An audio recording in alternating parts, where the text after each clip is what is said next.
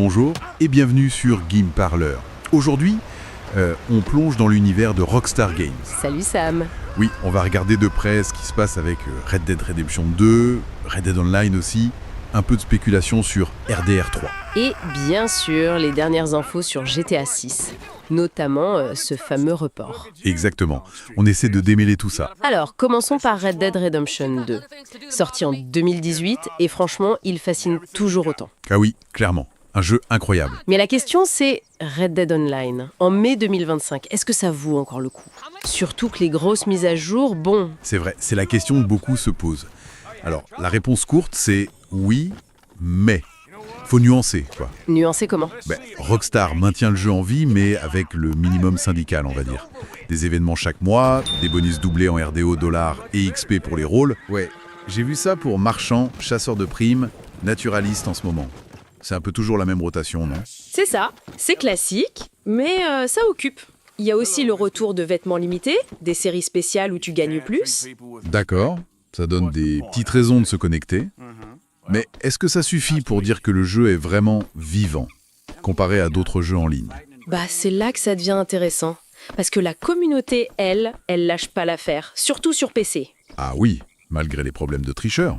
C'est un vrai fléau là-bas, non? Toujours, malheureusement, c'est le point noir. Mais il y a des parades, genre les sessions privées non officielles qui se développent. Et surtout, les mods. Comme ce mode RDR Contracts. J'en ai entendu parler. Exactement. 22 missions aléatoires gratuites qui s'intègrent au solo. Ça montre une vraie passion des joueurs pour continuer à faire vivre cet univers. C'est fou quand même. On se demande si Rockstar laisse faire, genre, ils se concentrent ailleurs et la communauté gère la survie du lieu. C'est une théorie, oui. Pendant ce temps, toujours pas de mise à jour next-gen pour RDR2 sur PS5 et Series XS. Ça confirme bien où sont les priorités. Toutes les forces sur GTA 6, évidemment. Voilà. C'est un peu ironique parce que RDR2, même sans patch, beaucoup le trouvent déjà next-gen dans sa beauté et sa profondeur. Absolument. Il reste une référence technique et artistique. Mais bon, parlons futur. Red Dead Redemption 3. Ça murmure pas mal. Ah, le serpent de mer. Les théories fusent. Hein. Une prélogie sur Arthur Jeune. Ou peut-être une histoire complètement différente. Un nouveau perso. Le truc, c'est que l'ombre d'Arthur Morgan est immense. C'est clair.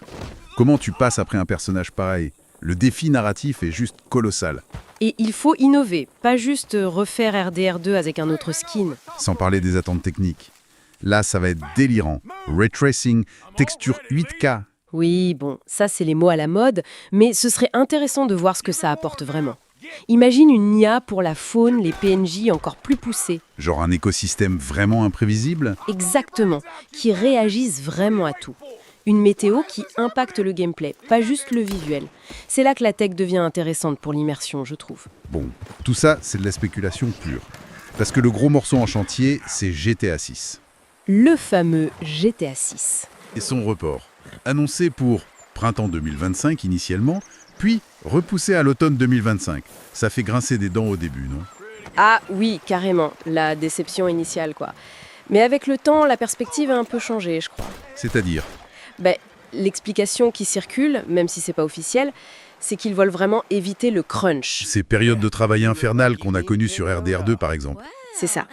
Jason Schreier, le journaliste, a même dit que c'était le jour et la nuit entre les conditions de travail sur RDR2 et maintenant chez Rockstar. Donc un vrai changement de culture en interne. Ça en a tout l'air. Et franchement, c'est peut-être la meilleure nouvelle.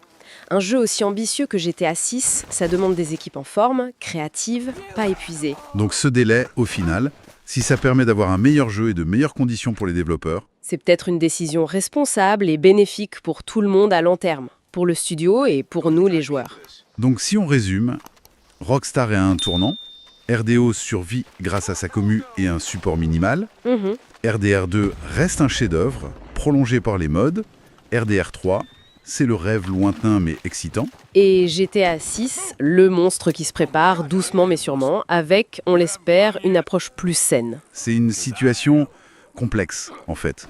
La communauté qui pâlit sur un jeu, pendant que l'éditeur mise tout sur le suivant en essayant de s'améliorer en interne. C'est assez révélateur de l'industrie AAA aujourd'hui, cet équilibre un peu précaire. Bon, on va suivre tout ça de très près pour vous sur Game Parler, évidemment. Alors n'hésitez pas à vous abonner pour ne rien rater. Oui, et puis partagez vos avis en commentaire. Vous voyez quoi pour RDR 3? Ce report de GTA 6, ça vous rassure ou ça vous frustre? On veut savoir. Merci beaucoup de nous avoir écoutés. On se retrouve la semaine prochaine pour d'autres explorations dans le jeu vidéo. D'ici là, Jouez bien. jouez bien.